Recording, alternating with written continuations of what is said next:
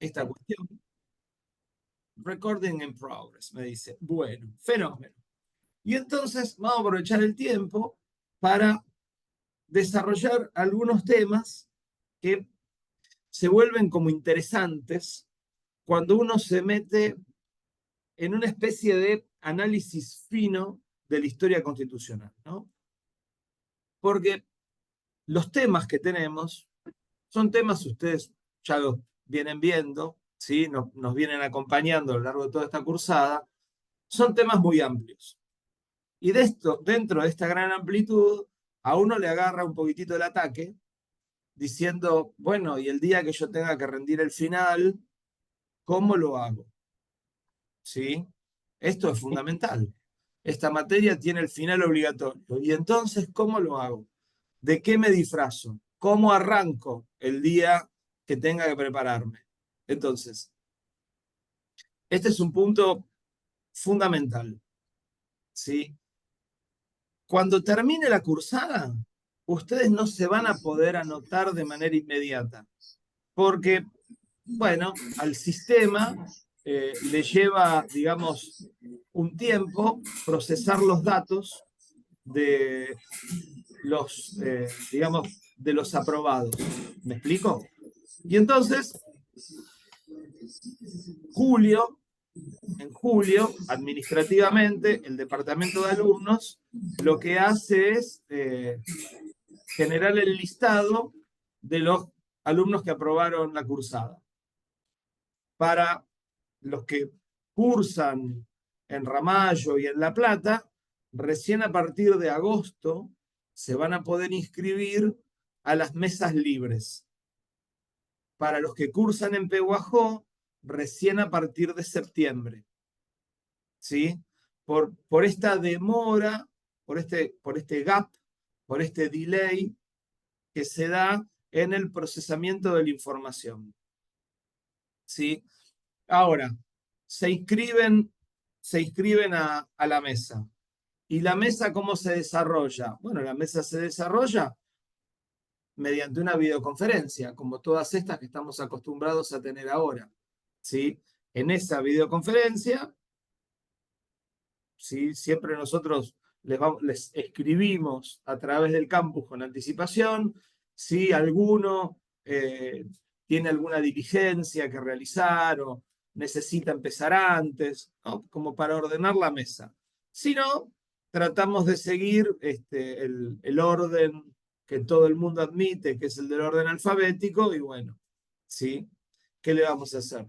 Los que tienen el apellido que arranca con A, son los candidatos a comenzar a hablar, ¿sí? Mientras que los que, como en mi caso, tenemos un apellido que va con R, nos hemos acostumbrado a esperar hasta el final, ¿sí?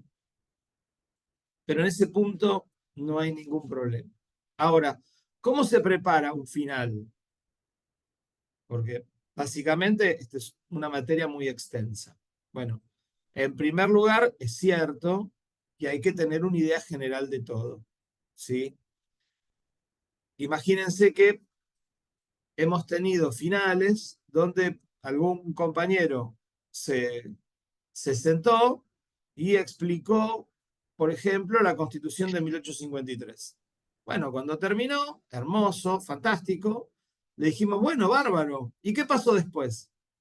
Ah, no, yo preparé ese tema nada más. ¿Se entiende? Bueno, ¿cómo? Con un solo tema,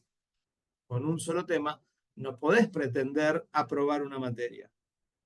¿Me explico? Entonces, nosotros les vamos a dar a ustedes la chance de que arranquen con dos temas. Dos temas. Un tema es una comparación. Una comparación. ¿Comparar qué? Comparar la Constitución de 1819 con la de 1826, o el Estatuto de 1817 con el de 1819, o la Constitución de 1853 con la de 1860, o la de 1949 con la de 1957, o el Estatuto de 1972 con la Constitución de 1994, ¿Me explico? Ustedes buscan, o, qué sé yo, el Pacto Federal con el Acuerdo de San Nicolás, dos documentos de nuestra historia constitucional y los comparan, ¿sí? Y los comparan. No les voy a decir, no les voy a decir que comparen la idea de, ¿cómo es? El libro completo de Sarmiento con el libro completo de Alberdi. Si alguno lo quiere hacer, adelante, bienvenido sea. Pero básicamente que comparen dos documentos. Luego van a tener que hacer un desarrollo propio, ¿sí? Lo que nosotros sugerimos es que si lo que van a comparar son dos documentos del siglo XIX, el tema que quieran explicar sea un tema del siglo XX. ¿Me explico? O si eligen explicar, comparar dos documentos del siglo XX, pues elijan explicar una situación o del siglo XIX o del siglo XXI. ¿Sí? Si esas cuestiones están bien, ¿sí? Ustedes ya lo han conocido, el doctor Córdoba, ¿sí? Córdoba y yo, ¿sí? Les hacemos alguna pregunta. Perdón que se me corrió la computadora. Les hacemos alguna pregunta. Y si estamos bien, ¿sí? El examen está terminado. ¿Me explico? A ver, yo lo que quiero es que ustedes no piensen que hay que estudiarse de memoria la totalidad de esos documentos. No nos interesa, nunca nos interesó. A ver si se entiende. No nos interesa, ni nos interesó nunca. No, porque en el inciso 3 del artículo 18 del Estatuto de 1815, no, no. Sí, en, en términos generales, no vamos al preciosismo de la letra. Lo que nosotros queremos es que ustedes entiendan procesos, ¿sí?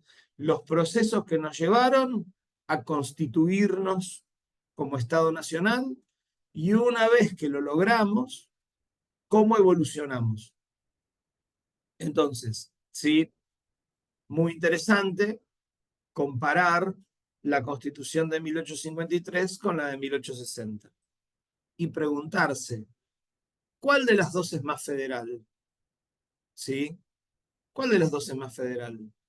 ¿Cómo puede ser que la Constitución de 1853, en la que Buenos Aires no participa con sus, digamos, representantes en el Congreso Constituyente, cómo puede ser que esa Constitución sea más centralista que la de 1860? ¿Me explico? Si se supone que los que estaban reunidos eran los representantes del federalismo. Bueno, pues resulta ser que la Constitución de 1853 tiene muchos puntos en los cuales el Estado Nacional interviene dentro de las provincias. Fíjense ustedes, hoy sería inaceptable, hoy uno diría es ridículo, pero fíjense, la Constitución de 1853 permitía que el Congreso de la Nación depusiera, es decir, echara del cargo a un gobernador haciéndole juicio político. Imagínense, imagínense, a ver, Juanjo, ahí dice de Ramallo, imagínate, Juanjo, que la legislatura de la provincia en La Plata pudiera votar la destitución del intendente de Ramallo. Y entonces vos decís, ¿pero dónde queda la democracia? ¿Para qué votamos? ¿Sí? Si desde La Plata pueden hacer lo que quieran. Los ramayenses elegimos a fulano, nos bancamos a fulano. ¿Me explico? ¿Sí? Era una medida de intervención. El Congreso de la Nación podía levantar las manitos y entonces, si no lo querían, podían echar a un gobernador de su cargo. a pesar de que había sido electo por sus comprovincianos. Otra, el Congreso de la Nación tenía la autoridad de supervisar las constituciones provinciales. Un ejemplo, San Juan escribía su constitución, se la tenía que mandar al Congreso para que el Congreso la aprobara. ¿Y qué tiene que hacer el Congreso de la Nación? Revisando la constitución de una provincia. ¿Me explico? ¿Sí? Un formato de intervención previsto en esa constitución de 1853. Cuando Buenos Aires finalmente se incorpora a la unidad nacional, le dan la chance, le dan la prueba de amor, ¿sí?, de poder revisar esa constitución. Y fíjense, acá todas las alternativas que se disparan, ¿sí?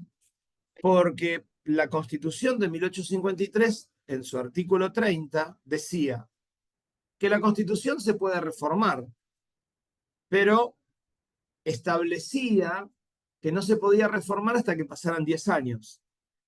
Y entonces, ¿frente a qué estábamos? Bueno, estábamos frente a lo que se llama una cláusula petrificante. ¿Sí? Esto vamos a explicarlo. Las constituciones se pueden reformar o no. Si las constituciones no se pueden reformar, la teoría constitucional las llama constituciones pétreas. En la historia del mundo casi no hay constituciones pétreas, porque es muy difícil que las cosas queden tan inmóviles que nunca cambian. Fíjense un ejemplo. Hasta el Estado Vaticano, que es un Estado, hasta el Estado Vaticano puede reformar su constitución. ¿Sí? Fíjense, el Estado Vaticano tiene una forma de gobierno antiquísima. Antiquísima. Es una monarquía absoluta, teocrática, electiva. Monarquía absoluta, teocrática, electiva. Monarquía, manda uno, y solamente ese uno. Teocrática, se atribuye a Dios el hecho de que mande. Absoluta, nadie está a la altura del Papa. Si el Papa le pone el anillo, se lo tienen que besar. Listo. Monseñor, ¿no está de acuerdo? Llámese a silencio. 5 años a rezar a un monasterio para que se le aclaren las ideas. ¿Me explico? Ese poder tiene el Papa. No es un Estado democrático. Electivo.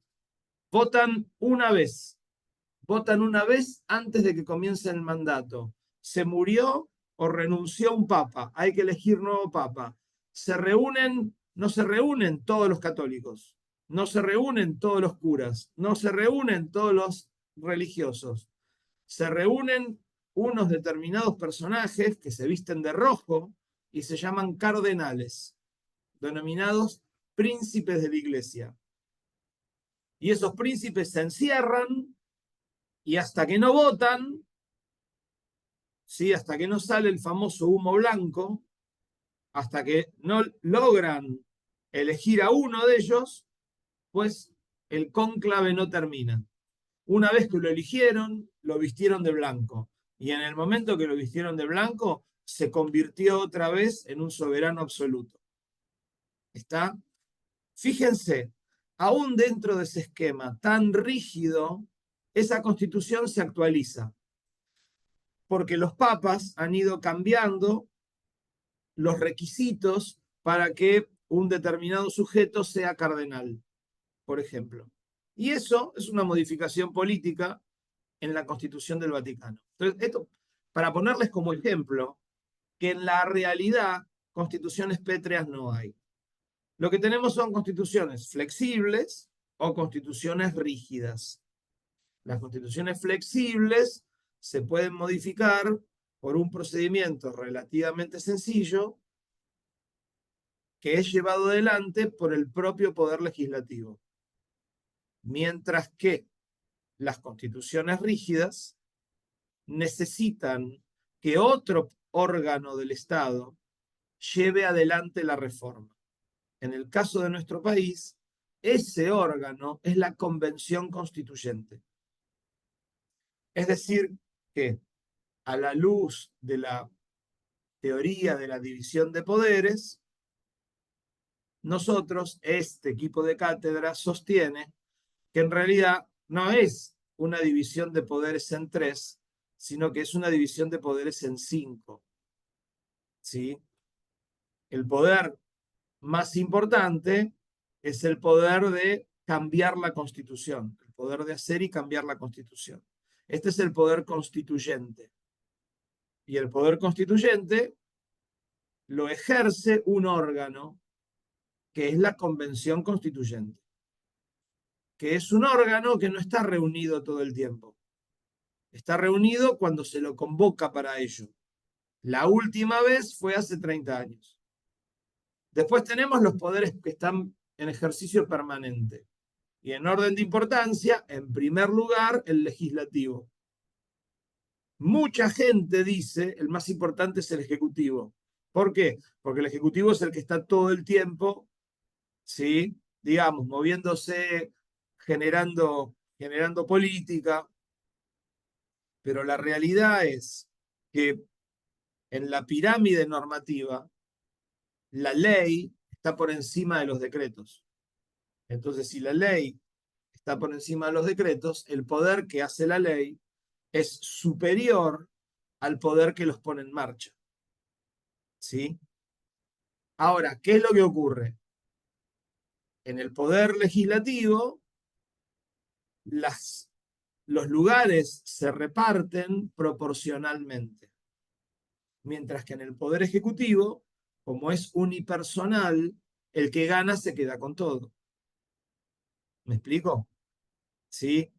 Supónganse, hacemos una elección, se presentan Pedro Cantero y Marta Olivero. Los dos se presentan como candidatos, ¿sí? Y uno saca 999.000 votos, el otro saca 1.000.000, ¿sí? ¿Quién es presidente? El que sacó 1.000.000. ¡Ey! Ganó por un voto. Y sí, alguien tiene que ganar. Ganó por un voto. No hay empate. En esto no hay empate posible. Y entonces el que ganó, ¿qué es lo que hace Jacquelina, Karina, Tamara? ¿Qué es lo que hace el que ganó? El que ganó elige a todos los embajadores, mete a todos los ministros, propone a todos los jueces, elige qué oficiales van a ser generales, almirantes, ¿sí? Pone al director de la FIP, pone al director de la aduana, pone al director de migraciones. ¿Me explico?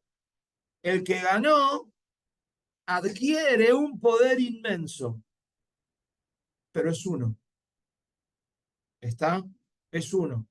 El poder legislativo son 257 diputados, 72 senadores, ¿sí? Y están representados proporcionalmente. Entonces, ustedes en la Cámara de Diputados pueden tener las opiniones más disímiles, ¿sí? Pueden tener un partidario de la estatización absoluta y un partidario de la liberación absoluta. Pueden tener un partidario de arrojarse a los pies de China y un partidario de ser hermanos de Sudáfrica. ¿Me explico? Pueden tener todas las opiniones representadas en el Poder Legislativo. En el Ejecutivo, una sola, la que sacó la mayor cantidad de votos. ¿Se entiende? ¿Sí? Luego el judicial.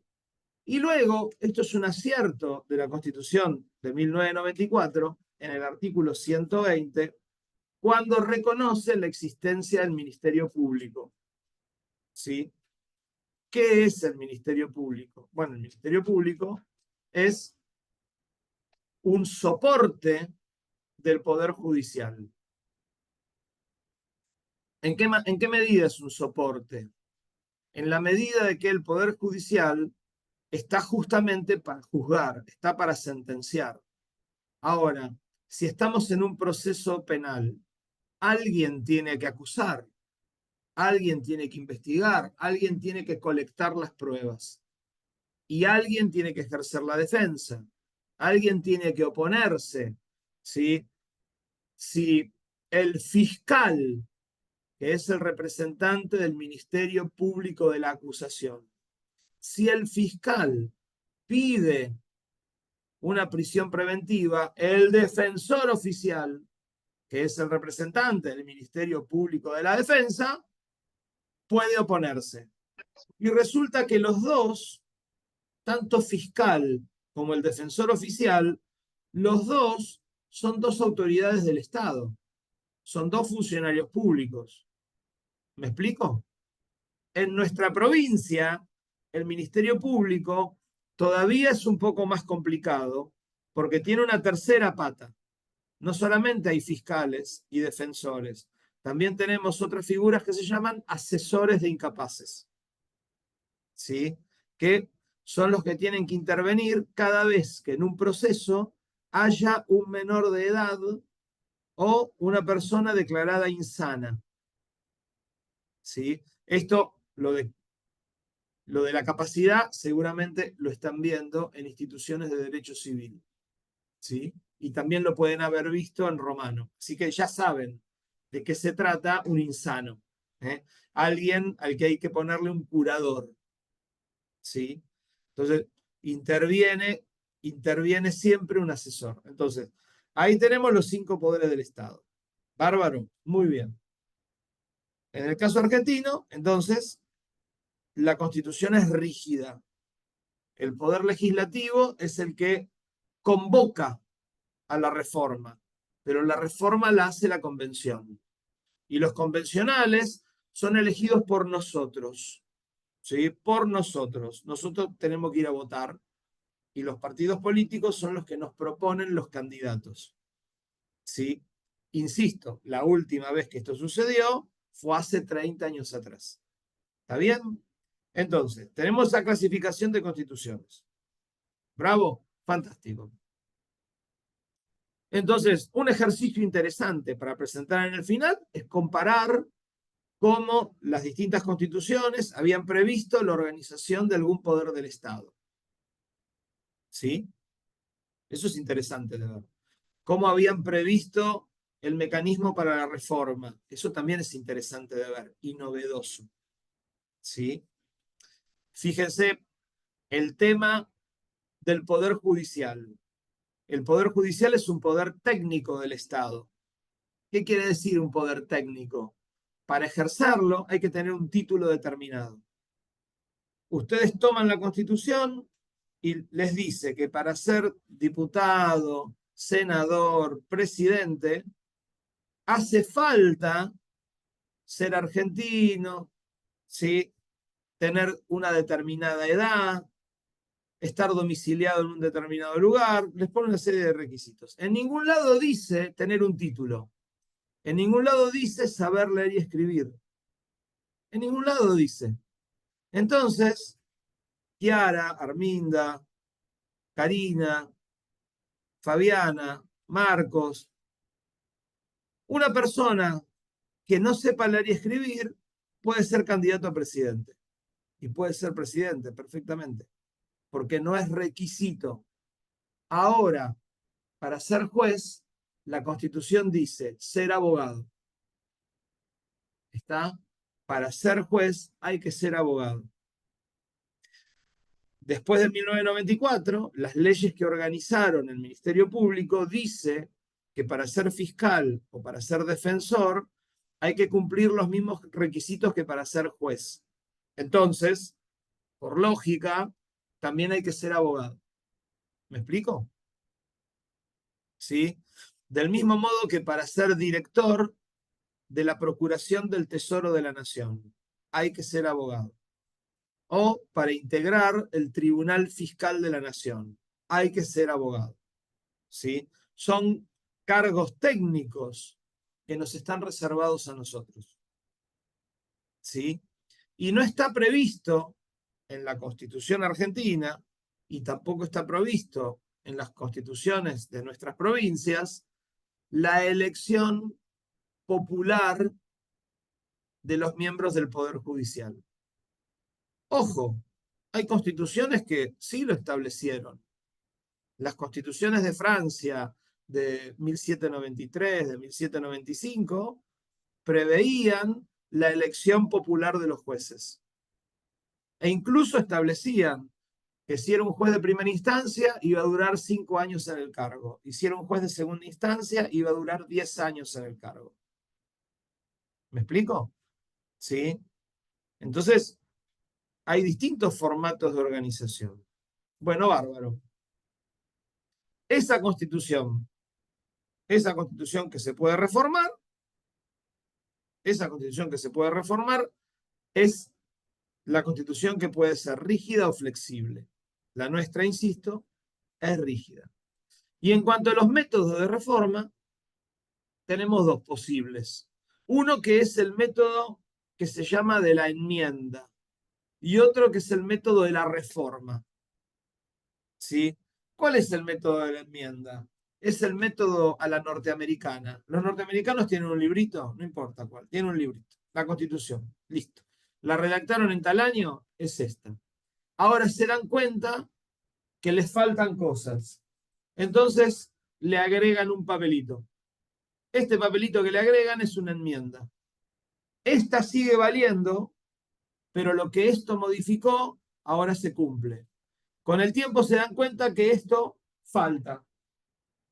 Agregan otro papelito. ¿Me explico? Y entonces con el correr del tiempo, van superponiendo enmienda tras enmienda y le ponen número. Primera, segunda, tercera, cuarta, quinta, decimocuarta, etc. ¿Sí? Entonces por ahí ustedes habrán visto en alguna película, ¿sí?, que un sujeto dice, me atengo a la quinta enmienda. Bueno, bárbaro. ¿Qué dice la quinta enmienda? La quinta enmienda en Estados Unidos dice que una persona no puede ser obligada a declarar contra sí mismo. Entonces, si el fiscal lo interroga, sí, señor, usted declare, quinta enmienda, me callo la boca. Quinta enmienda, me callo la boca. O segunda enmienda, la segunda enmienda es la que les permite andar armados por la calle. ¿Vieron esto? Que vos en Texas vas a un supermercado, ¿sí?, compras un dulce de leche, 2 litros de leche, carbón, ¿sí?, te llevas un costillar, ¿sí?, te llaman de casa y te dicen, che, acordate que es el cumpleaños de Pancho. Uy, sí, Pancho, ¿qué quería? Pancho quería una 45 de... Uy, vamos a buscar una 45. Che, fíjate si hay balas perforantes, porque a él le gusta romper camiones a los... Uy, sí, qué buena idea, vamos a buscar balas perforantes. Y entonces cuando pasás por la cajera del súper, leche, pipí, virulana, pipí, ¿sí?, pañuelito descartable, pipí, una 45, pipí, qué buen modelo se lleva, señor. ¿Me explico? ¿Sí? ¿Y por qué? Y porque ellos tienen la segunda enmienda. Nosotros no la tenemos. Para ellos, andar armado es un derecho humano. Imagínense. Para nosotros es un derecho humano, qué sé yo, la alimentación de los menores. No, para ellos es un derecho humano andar calzado por la calle. Listo. ¿Qué querés que te diga, Tamara? Cada país es su país. O sea, a pesar de que te cause gracia, son así. ¿Qué le vamos a hacer? ¿Se entiende? ¿Sí?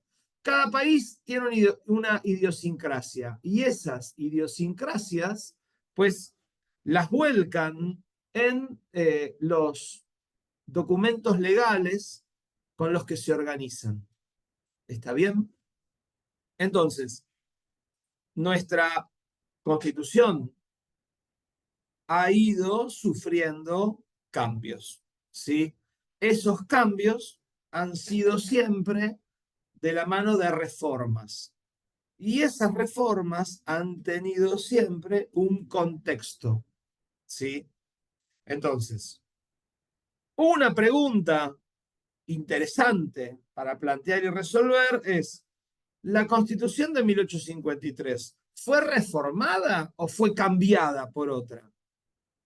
¿La Constitución de 1860 es una reforma o es una nueva Constitución?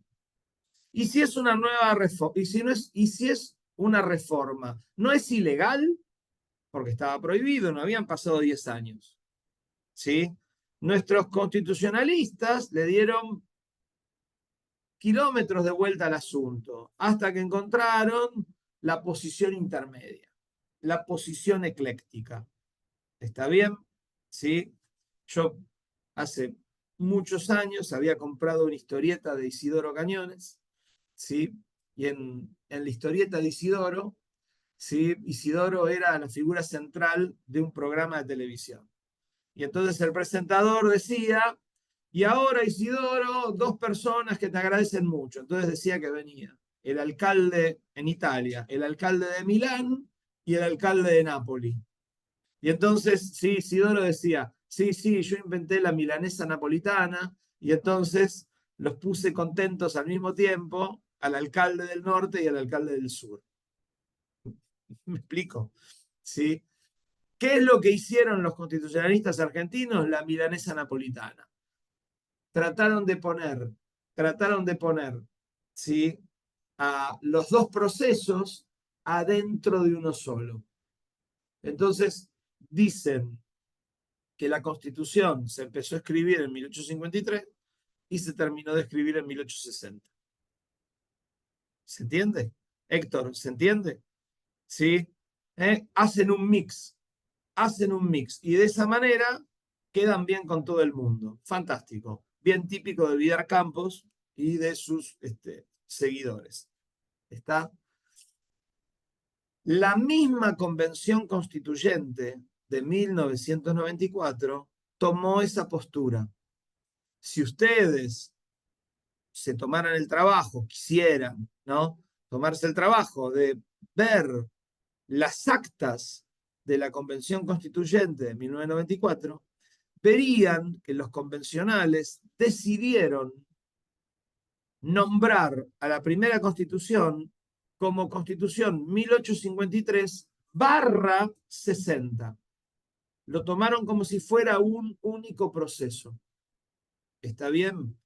Y otra cosa muy curiosa e inentendible para algunos es que a pesar de que en esa convención el peronismo tenía mayoría, la Constitución de 1949 no fue considerada un antecedente constitucional. ¿Me explico? Cuando los convencionales constituyentes hacen un raconto de las constituciones argentinas, citan 1853-60, 1866, 1898, 1957, 1972. ¿Y 1949? ¿Qué pasó con 1949? Que fue tan disruptiva, que fue tan polémica. ¿Sí? Algunos autores sostienen que parte del acuerdo entre Menem y Alfonsín fue no remover esa parte del pasado argentino. ¿Sí? Total, el Carlo ya conseguía la reelección, así que bueno, pues, si no nombramos la reforma del 49, pues bueno, ¿qué hace? Ya estará, no importa. Total, a mí me reeligen, ¿verdad? Y voy a tener la pista en Anillaco, y así consecutivamente. Le salió igual. ¿Eh? Le salió igual.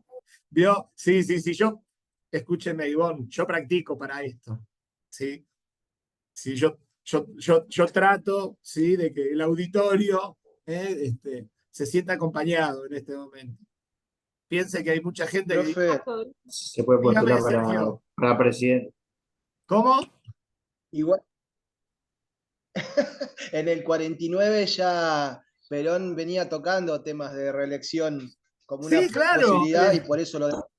Sí, la reelección es aprobada en el 49 y es aprobada también la elección directa y es también hay una reforma al poder legislativo que es interesante en la cantidad de años que van a estar los diputados y los senadores y la posibilidad de que sean reelectos o no. Tiene algunas cosas muy interesantes. ¿Sí? Acá algunos autores, ¿sí? Algunos autores, los más comprometidos con la línea argumental de 1949, en realidad lo que querían decir era que la Constitución del 49, más que una reforma, era una nueva Constitución, ¿sí? Por todo lo que implicaba la transformación del país por el reconocimiento de los derechos sociales. Allí también los que no son muy afectos a Perón, lo que dicen es que, bueno, bárbaro, reconoce los derechos del trabajador, pero nunca reconoció el derecho de huelga. El derecho de huelga recién entra en la Constitución, en la Constitución que redactan los golpistas. Los golpistas del 55 redactan una Constitución en el 57 y reconocen el derecho de huelga. Mira vos. ¿Sí? Y también hacen alguna cuestión sobre lo que era el derecho de prevención y alarma. Pero digo, eso levantó mucha polémica en la historia argentina, no solamente corrieron ríos de tinta, sino que hubo un claro estado de división en el ánimo de la sociedad argentina y quizás haya sido una prenda de paz entre los líderes de los que en ese momento eran los dos partidos mayoritarios para cerrar ahí este proceso. ¿Está bien? Bueno, fenómeno. Me quedan ahí 30 segundos, me dice esto. Ustedes saben que el tiempo es tirano. Nos vamos a ver la semana que viene. Espero que les haya resultado de provecho el encuentro de hoy, que les haya abierto la cabeza, que encuentren tips para ir organizándose y para ir empezando a mirar la Constitución, ¿sí? Con otros ojos, con otra mirada crítica. Cuídense que es una semana de mucho frío y nos vemos la semana que viene. Miles de éxitos, mándenme los trabajos, ¿sí? Así